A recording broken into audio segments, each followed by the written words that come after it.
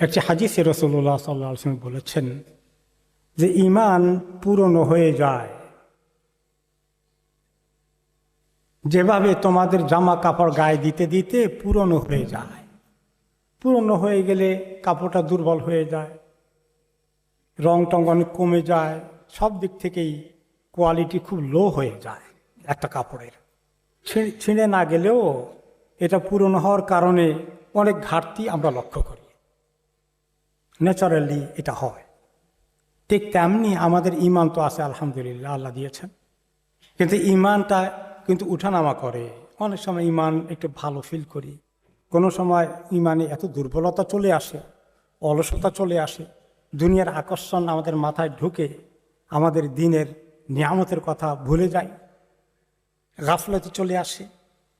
এগুলো সম্পর্কে রাসূলুল্লাহ সাল্লাল্লাহু আলাইহি ওয়াসাল্লাম আমাদেরকে তাকিদ করতে গিয়ে বলেছেন যে তোমরা এভাবেই চেষ্টা করবে, যখন ঈমানটা দুর্বল হয়ে যায়, নিচে পড়ে যায়, মনের ভিতরে আমলের এরকম কোনো তাগিদ আসে না, অলসতা চলে আসে, দুনিয়ার আকর্ষণ খুব বেশি করে মাথায় ঢুকে পড়ে, হ্যাঁ, তোমরা আল্লাহর দিকে আবার আসো, ঈমানকে নবায়ন করো।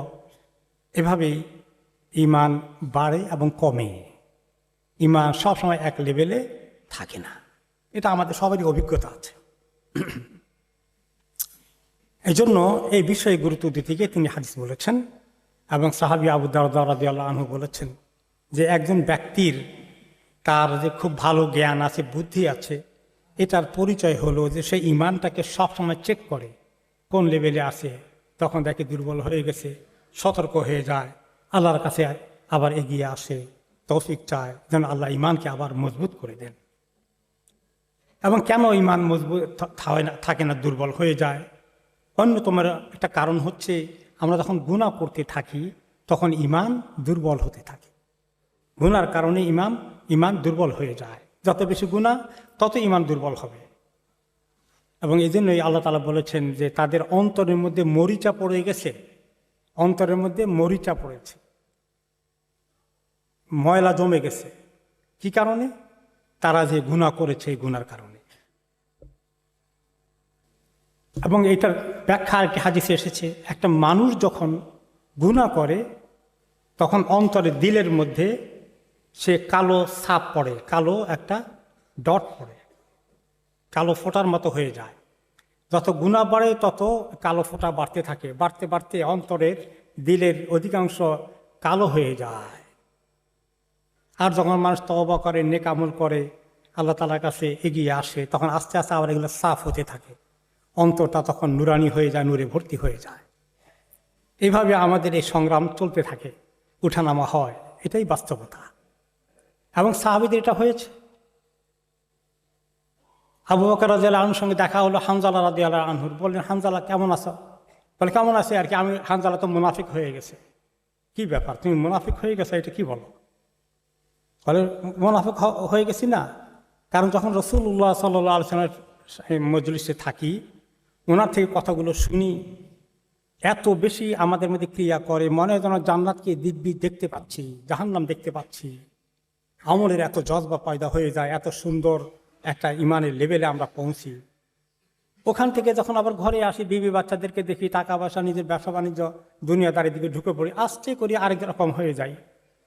দিলের ভিতরে এখন দুনিয়ার মতো অনেক ঢুকে গেছে, তাহলে দুই রকম হলো না? তাহলে এটাই তো মুনাফিকি।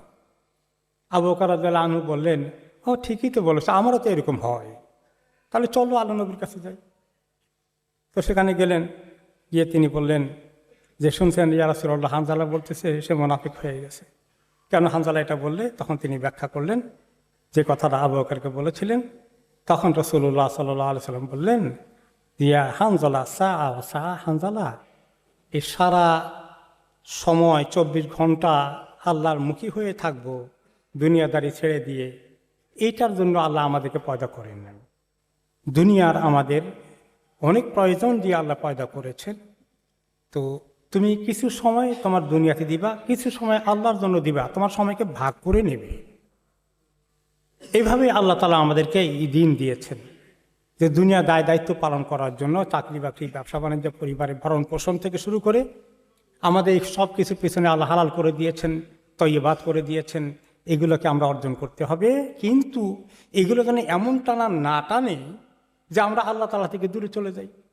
আমাদের আল্লাহর ইবাদত, জিকির, দোয়া, কোরআন, এইভাবে যে ইবাদতমুখী হওয়া, ওটা যেন আবার ভুলে না যায়। কিছু সময় দুনিয়ার জন্য, কিছু সময় আল্লাহর জন্য, এভাবে সুন্দর করে ভাগ করে নিতে হবে। এটাই হলো ইসলাম। এখন আসি আমরা যে কিভাবে আমাদের এই দুর্বলতাকে আমরা কাটাতে পারি, তো কিভাবে গাফলতি থেকে বেরিয়ে আসতে পারি, কিভাবে দুনিয়া বেশি না টানে। সেই জন্য আল্লাহ তাআলা বলেছেন যে কোরআন বেশি করে পড়লে তাদের দিলের ভিতরে আল্লাহ তাআলা ঈমান বাড়িয়ে দিবেন।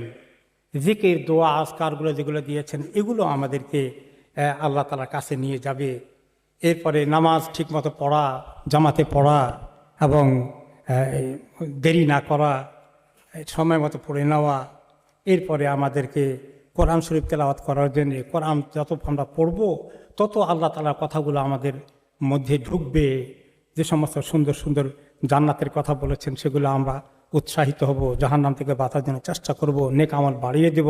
নেক আমল যত বাড়বে ঈমান তত মজবুত হবে, গুনাহ যত বাড়বে ঈমান তত দুর্বল হবে। এইভাবে করে আমাদেরকে চলতে হবে। এবং আমাদের যারা আশেপাশে আছে, যাদের সঙ্গে উঠা বসা করি, তারা যেন দিনদার হয়, ইমানদার হয়। তারা যদি দুনিয়াদার হয়, ওদের সঙ্গেই বেশি তারা আনন্দ ফুর্তি এগুলো নিয়ে ব্যস্ত থাকে, ওগুলোর সঙ্গে ওরা আমাদের ফ্রেন্ড হয়ে যায়, তাহলে আমাদের অবস্থা তাই হয়ে যাবে। একজন মানুষের বন্ধু তার জীবনে অনেক প্রভাব বিস্তার করে। বেশি করে মসজিদে আসা ঈমান বাড়ার লক্ষণ, হাদিসে এসেছে। কাউকে যদি দেখো রেগুলার প্রত্যেকটি ওয়াক্ত মসজিদে যাচ্ছে নামাজ পড়ার জন্যে, তোমরা সাক্ষী দিতে পারো সে ঈমানদার। তো এইভাবে আমাদের আমলগুলোর মাধ্যমে আমরা এই ঈমানের যে দুর্বলতা চলে আসে, এটাকে উদ্ধার করতে পারবো হতাশ না হয়ে। আল্লাহ রাব্বুল আলামিন আমাদেরকে তৌফিক দান করুন।